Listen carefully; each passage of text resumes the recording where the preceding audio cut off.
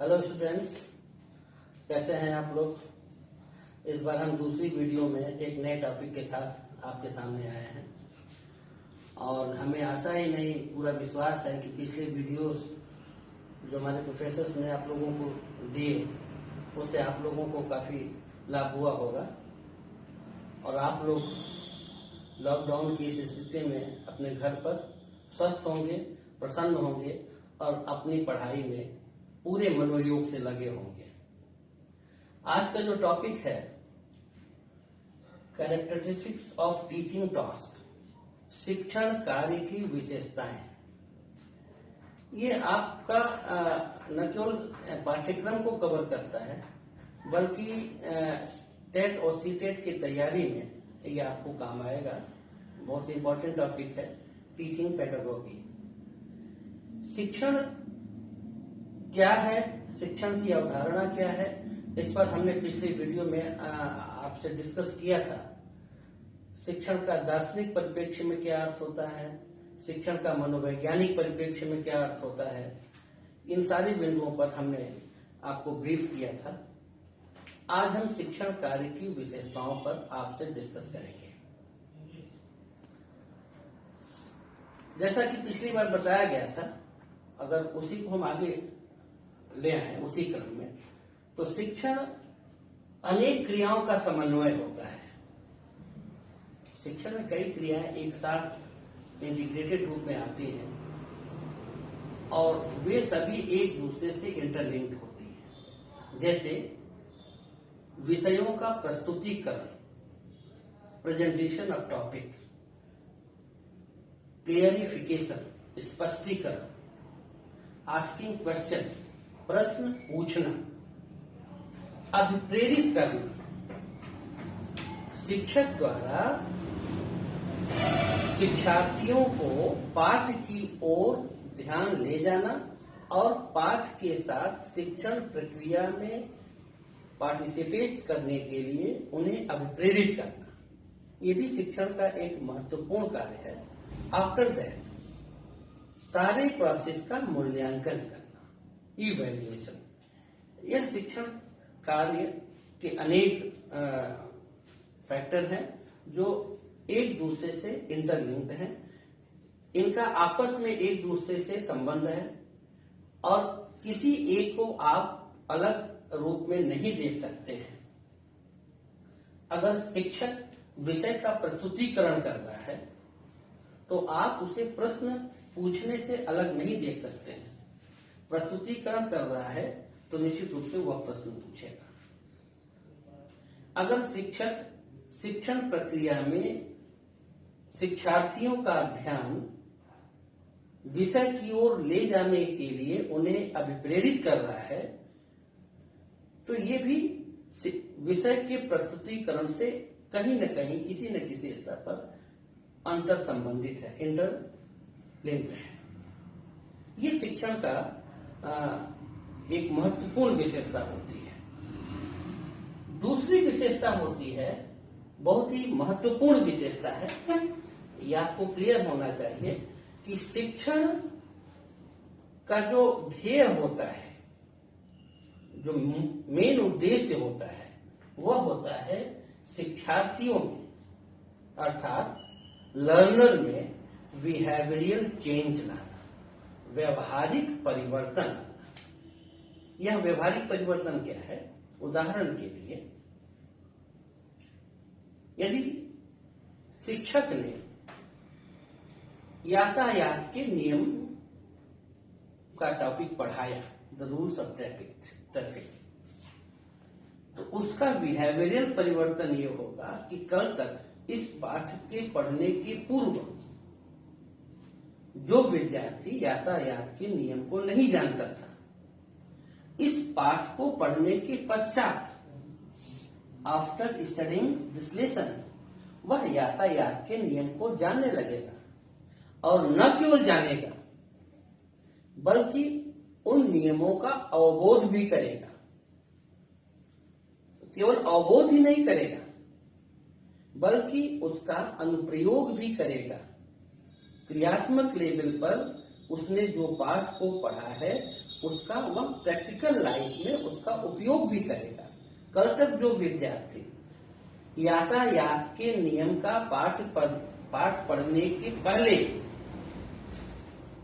कैसे रोड पर चला जाता है, रेड सिग्नल का क्या अर्थ होता है, ग्रीन सिग्नल का क्या अर्थ होता है, नहीं जानता था, इस पाठ को पढ़ने के पश्चात वह उसके व्यवहारिक आचरण में ये सारी चीजें दिखाई दी। तो शिक्षण का एक मुख्य उद्देश्य विद्यार्थियों में व्यवहारिक परिवर्तन लाना होता है। व्यवहारिक परिवर्तन, बिहेवियर चेंज, यह इसकी दूसरी मुख्य विशेषता है। विशेषता पर अब हम चर्चा करेंगे। शिक्षण की जो अवधारणा है, यह बहुत ही मुख्य विशेषता है। वह यह है कि इसमें 3 बिंदु होते हैं, ट्राइपोडल, यह त्रिध्रुवी प्रक्रिया होती है। Interaction between teacher and student और learner on a particular topic. जब एक पाठ्य वस्तु पर शिक्षक और अधिगमकर्ता अर्थात शिक्षार्थी के बीच जब अंतरक्रिया बौद्धिक स्तर पर होती है, तब यह कहा जा सकता है कि यह शिक्षण कार्य हो रहा है। यह इसकी महत्वपूर्ण विशेषता है। शिक्षक और शिक्षार्थी के बीच यदि पाठ्य वस्तु पर इंटरेक्शन न होकर किसी और बिंदु पर हो रहा है, तब वह शिक्षण नहीं माना जाएगा। पाठ्य वस्तु पर जब यह इंटरेक्शन होता है और जिसमें यह उद्देश्य छिपा होता है कि एक पर्टिकुलर टाइम में हमको यह अधिगमकर्ता में व्यवहारिक परिवर्तन ला देना है, तब यह माना जाता है कि यह शिक्षण कार्य है। यह शिक्षण की तीसरी प्रमुख विशेषता है। चौथी विशेषता है इन्फ्लुएंस। शिक्षण का एक प्रभाव होता है और उसके प्रभाव की एक दिशा होती है। ऐसे तो कहा जाता है teaching is a two way process. शिक्षक और शिक्षार्थी के बीच एक पाठ्य वस्तु पर जब अंतरक्रिया होती है, शिक्षक प्रश्न पूछता है, विद्यार्थी उसका जवाब देता है, विद्यार्थी अपनी शंका का समाधान करता है शिक्षक से, तो यह अंतरक्रिया चल रही है। लेकिन ऑन होल अगर हम इसे समग्र रूप में देखें तो शिक्षण का एक प्रभाव होता है, एक इन्फ्लुएंस होता है, एक प्रवाह होता है, और यह प्रवाह शिक्षक की तरफ से विद्यार्थियों की तरफ होता है। जो शिक्षण का प्रवाह होता है वह शिक्षक टीचर की तरफ से विद्यार्थियों की तरफ होता है। यह इसकी दिशा होती है। यह इसकी चौथी विशेषता है। पांचवी विशेषता है प्री प्लानिंग। कोई भी शिक्षक जब शिक्षण कार्य करता है तो वह उसकी प्री प्लानिंग करता है। हमको कौन सा टॉपिक पढ़ाना है, उस टॉपिक को पढ़ाने का हमारा ऑब्जेक्टिव्स क्या है, उस ऑब्जेक्टिव को वो डिसाइड करता है, और उसके बाद जो टॉपिक उसने लिया है, जिस टॉपिक को उसे पढ़ाना है, उनमें किन किन शिक्षण विधियों, किन किन टीचिंग मेथड को अप्लाई करना है और किन किन युक्तियों का प्रयोग करना है, यह प्री डिसाइडेड होता है। यह पहले से ही शिक्षक अपनी पाठ्य योजना में अंकित कर देता है। उसका एक ब्लूप्रिंट तैयार करता है कि जो टॉपिक उसे पढ़ाना है वो पाठ्य योजना में उसने बना लिया है, और न केवल पाठ्य योजना उसकी कॉपी में अंकित होता है, उसकी उत्तर पुस्तिका में अंकित होता है, बल्कि पूरे पाठ का खाका उसके दिमाग में भी बन जाता है, डिजाइन तैयार हो जाता है। यह प्री प्लानिंग है। प्री प्लानिंग ये पांचवा, इसकी पांचवी विशेषता है। नंबर 6 पर हम आते हैं।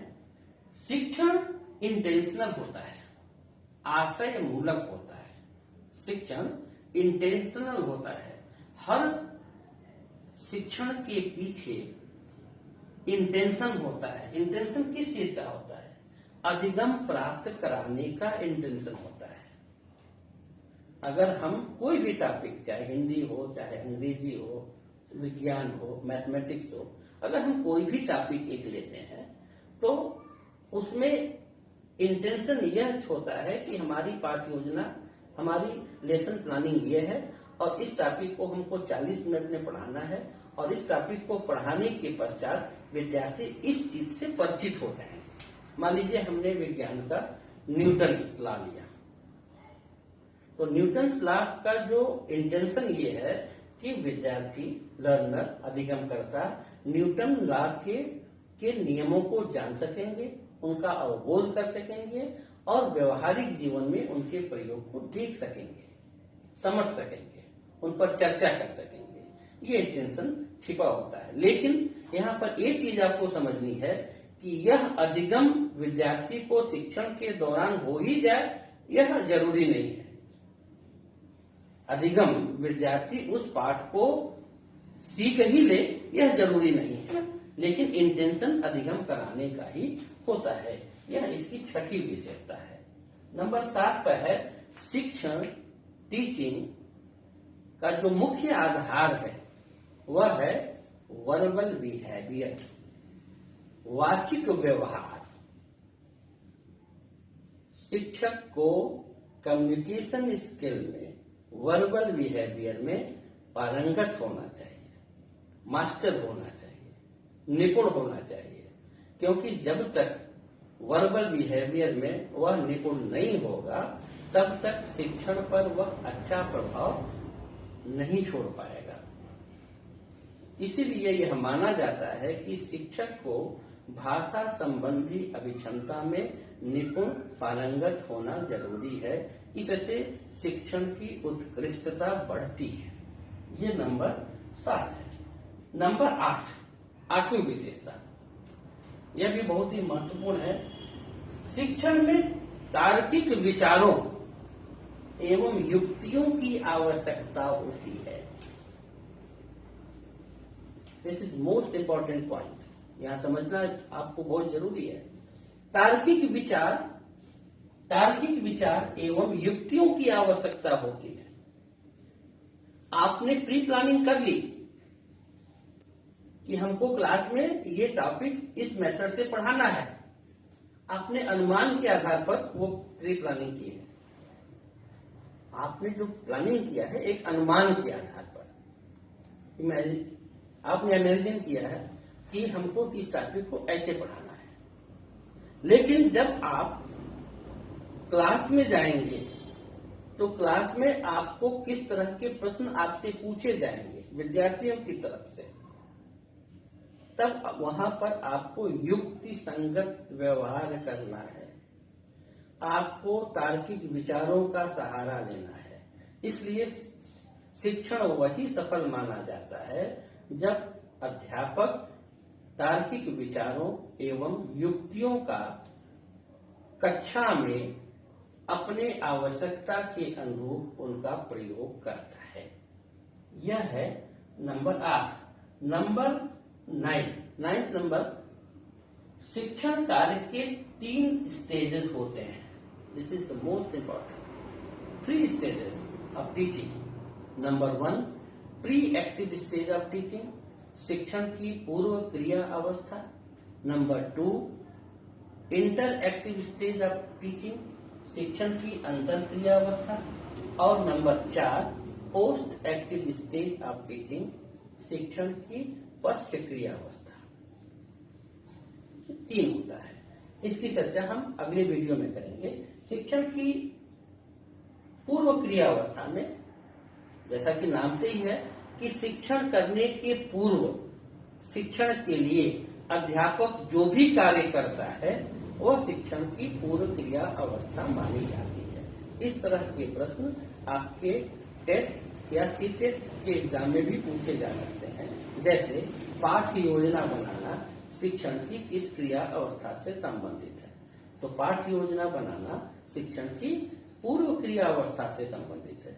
शिक्षण कार्य की पूर्व शिक्षक जो भी तैयारी करता है, विषय वस्तु का संकलन करता है, पाठ्य योजना बनाता है, अध्ययन करता है, नोट्स बनाता है, और किन किन विधियों का उसे प्रयोग करना है ये डिसाइड करता है। तो ये सारी एक्टिविटीज इसी स्टेज से रिलेटेड है, pre active stage of teaching. दूसरा स्टेज है inter active stage of teaching, शिक्षण की अंतःक्रिया अवस्था। जब शिक्षक क्लास में एंटर करता है और कक्षा में प्रवेश करते ही विद्यार्थियों से उसका इंटरेक्शन शुरू हो जाता है उसी समय से, और धीरे धीरे वह पाठ की तरफ बढ़ता है। तो ये सारी क्रियाएं, प्रश्न पूछना, पढ़ाना, व्याख्यान देना, प्रयोग प्रदर्शन करना, विद्यार्थियों द्वारा पूछे गए प्रश्नों का जवाब देना, अवधारणाओं को स्पष्ट करना, ये सारी क्रियाएं inter active stage of teaching से रिलेटेड है। नंबर 3 पर है पश्च क्रिया अवस्था, post active stage of teaching. पढ़ाने के पश्चात शिक्षक का ध्यान विद्यार्थियों पर जाता है कि अभी तक उसने जो पढ़ाया है वह विद्यार्थियों को कितना समझ में आया है। जब इस तरफ उसका ध्यान जाता है तब यह क्रिया वह मूल्यांकन करता है कि हमने जो पाठ पढ़ाया वह विद्यार्थियों को समझ में आया कि नहीं समझ में आया। यह जांचने के लिए वह जो जो क्रिया करता है यह post active stage of teaching से संबंधित है। इसका विस्तृत वर्णन हम अगले वीडियो में आपको करेंगे। नंबर 10 है संज्ञानात्मक स्तर, कॉग्निटिव लेवल ऑफ टीचिंग, शिक्षण का संज्ञानात्मक स्तर। यहाँ पे 3 स्तर होते हैं, memory level teaching, understanding level teaching और reflective level teaching. Memory level teaching क्या होता है? मेमोरी लेवल टीचिंग यह होता है कि विद्यार्थी को सूचना प्रदान करना, विद्यार्थी को जानकारी प्रदान करना, यह उसके स्मृति पर आधारित शिक्षण होता है। जैसे आप 2 का टेबल आप याद करा रहे हैं, लर्न करा रहे हैं, तो यह क्या हो गया? मेमोरी लेवल का टीचिंग। आप उसे बालक का रूप याद करा रहे हैं, बालका बालको बालका, संस्कृत में रूप होता है, आपने उसे रूप याद कराया, उसे यह नहीं पता है कि यह कौन सा वचन है, कौन सी विभक्ति है, वह याद कर रहा है।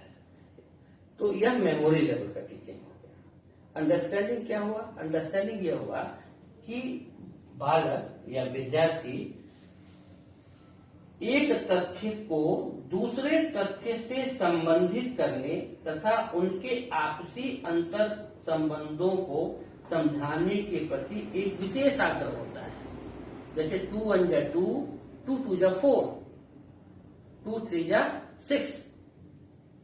अगर उसको आपने याद करा दिया तो वो क्या हुआ? मेमोरी लेवल का। लेकिन 2 1 जा 2, 2 2 जा 4 और 2 3 जा 6, यह क्यों हो रहा है? यदि इस अंतर संबंधों को, तथ्यों के अंतर संबंधों को वह समझ गया, इस तरह होता है, तो यह अंडरस्टैंडिंग लेवल का शिक्षण हुआ। और रिफ्लेक्टिव क्या होता है? जब किसी विषय वस्तु पर शिक्षक और शिक्षार्थी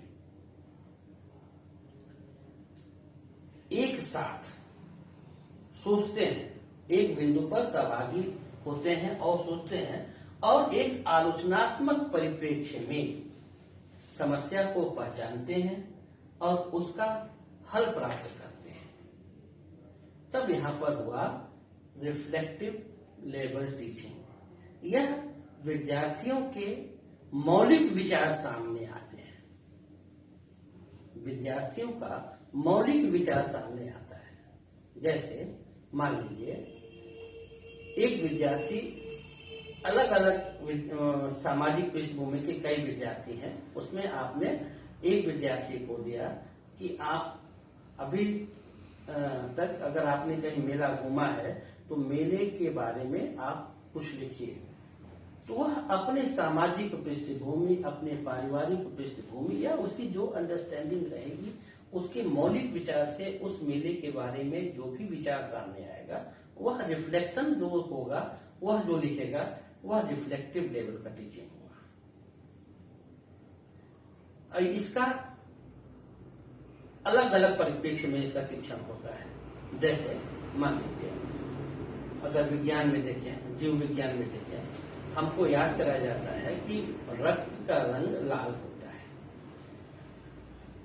लेकिन आलोचनात्मक परिप्रेक्ष्य में अगर इस स्तर पर कि ब्लड का कलर लाल ही क्यों होता है, ब्लड का कलर लाल ही क्यों होता है, इस समस्या का समाधान या इसका जब रहस्य विद्यार्थी जान लेगा तो वह उसका अंडरस्टैंडिंग रिफ्लेक्शन होगा, रिफ्लेक्टिव लेवल का टीचिंग होगा। आलोचनात्मक परिप्रेक्ष्य में आखिर ऐसा क्यों, यही क्यों होता है, इस क्यों का उत्तर जब विद्यार्थी शिक्षक की सहायता से ढूंढता है तो वह रिफ्लेक्टिव लेवल का टीचिंग होता है, रिफ्लेक्शन होता है। तो आज बस इतना ही शिक्षण की विशेषताएं। अगले वीडियो में हम फिर एक नए टॉपिक के साथ आपके साथ आएंगे और आप पूरे मनोयोग के साथ अध्ययन करें। लेकिन इस जो भी हम लोग आपस में एक दूसरे से जुड़ रहे हैं, जिस माध्यम से जुड़ रहे हैं, इसके बारे में हम सिर्फ इतना ही कहना चाहेंगे कि necessity is the mother of invention. लेकिन हम अगर इसी को अगर कहें कि crisis is the mother of invention, दोनों चीजें अलग अलग रूप में हैं। इस माध्यम से हम एक दूसरे से जुड़ रहे हैं तो इसका एक सकारात्मक पक्ष ये है कि हम लोग भी सीख रहे हैं, हम लोग भी अपने को अपडेट कर रहे हैं, आप लोग भी अपडेट कर रहे हैं। तो सीखने और सिखाने का यह क्रिया अनवरत चलती रहे। इन्हीं कामनाओं के साथ आपके उज्जवल भविष्य की कामना करता हूँ और एक पूरी उम्मीद करता हूँ कि आप अच्छे ढंग से पढ़ेंगे और वाल्मीकि टीचर्स ट्रेनिंग कॉलेज को एक ब्रांड के रूप में स्थापित करने के हमारे और हमारे मैनेजमेंट के प्रयासों को आप लोग सहयोग करेंगे। धन्यवाद।